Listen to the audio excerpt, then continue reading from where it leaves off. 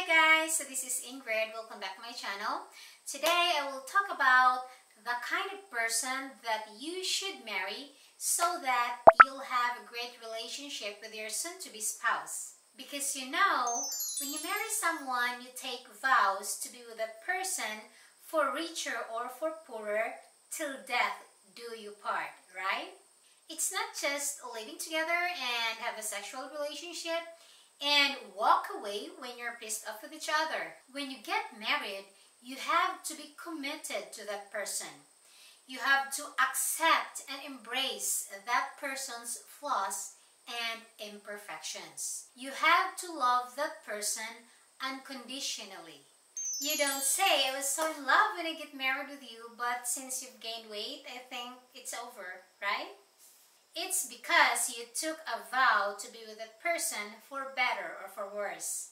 So this topic is very important to every single person who are now in search for a possible lifetime partner. Choosing who to get married with is such a very important decision that will affect for the rest of your life. I'm gonna tell you this. I am now married to a very wonderful and amazing husband, and I would describe it as heavenly, beautiful marriage. Never have I imagined to be in a marriage like this, especially that I came from a very dysfunctional family. And I believe it's because I chose the right person. And I always thank God for that, for giving me this man to be my husband. The things that I'm gonna say are actually not only intended for single people, because it would also apply to the choice of friendship or the choice of business partners you wanna have. Okay, let's start. When I said earlier that I have a great relationship with my husband, you might say that it's because we're very compatible. Well, I'd say no, we're not. We have a lot of differences. Let me give you 3 big differences that we have. Number 1 is that he doesn't care about money matters. He won't care how much money he spent on the things he bought and the services he availed. If he needs a certain stuff or equipment, it doesn't matter if he's just gonna use it once. He certainly would buy it. He wants to be fully equipped and sufficient in everything that he needs, regardless of the amount. While me, I am a very frugal person. I am very mindful of my cash outflows. I only buy things that are very important. But we don't have a problem on that matter because it's his money that he's spending, and he provides me with everything that I need anyway, even though I have my own income. Money was never an issue in our marriage. Number 2 big difference is that he is a hoarder. He loves acquiring stuff even if he already has it. So when you get inside our garage, you will see like 3 or 4 or 5 items in each kind of tool or equipment that he has, because he always wants to have spares. Like he has, I think, 3 or 4 chainsaws for when you wanna cut trees in our backyard. And he owns, I think, 4 or 5 pieces of drills in all, and have a lot of boxes in all sizes of screws everywhere. In the big garage, in the buggy garage, in the buggies, in the cabin, for easy access anywhere, whenever he needs it. And he owns 7 big computers, well, each of it for different purposes. 6 in the basement and 1 here upstairs. He owns a lot of stuff in the garage, in the basement, and in the cabin. Well, most of them are actually useful stuff for him, but some are not.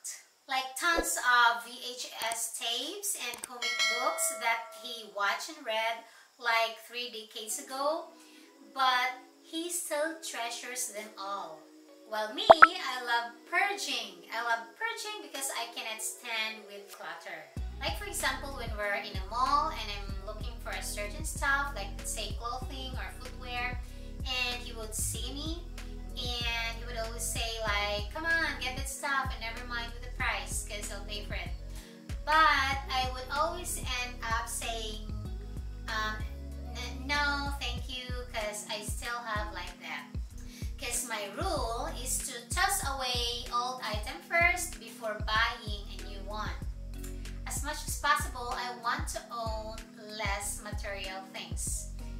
So yeah, that's kind of person I am. I am a minimalist type of person, and I love throwing away things that are not very important.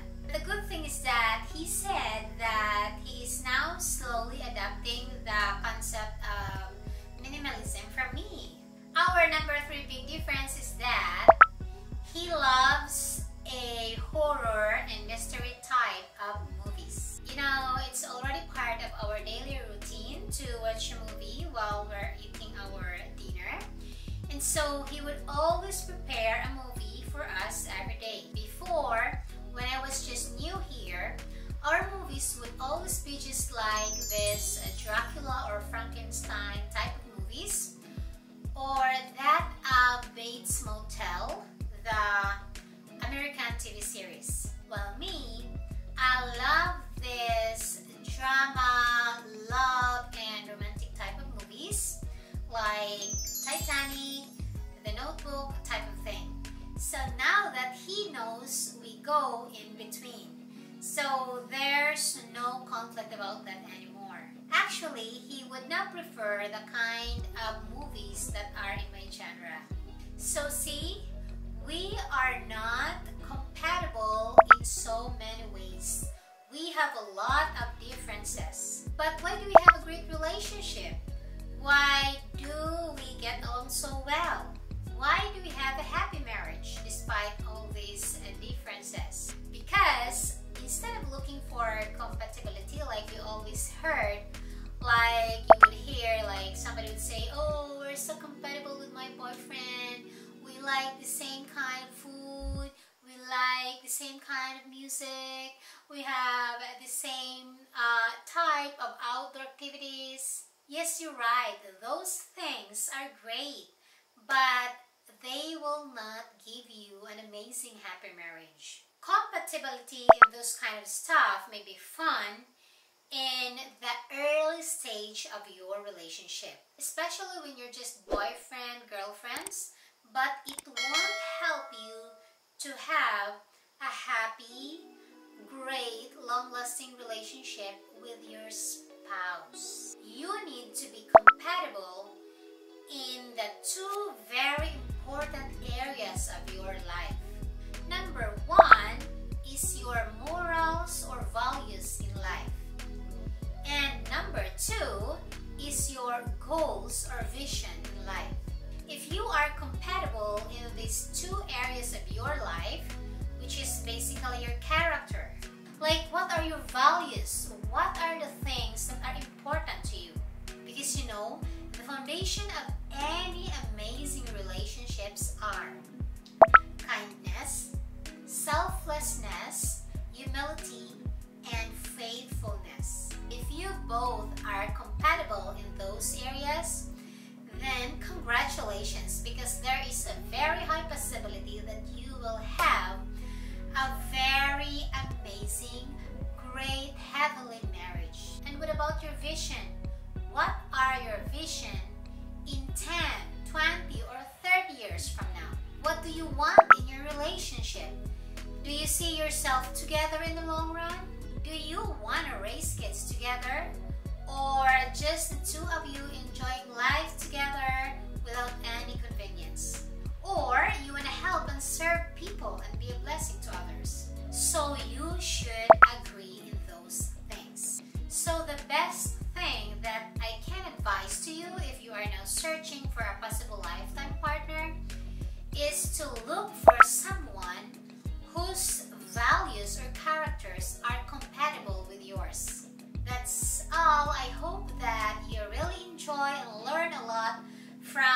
our topic for today.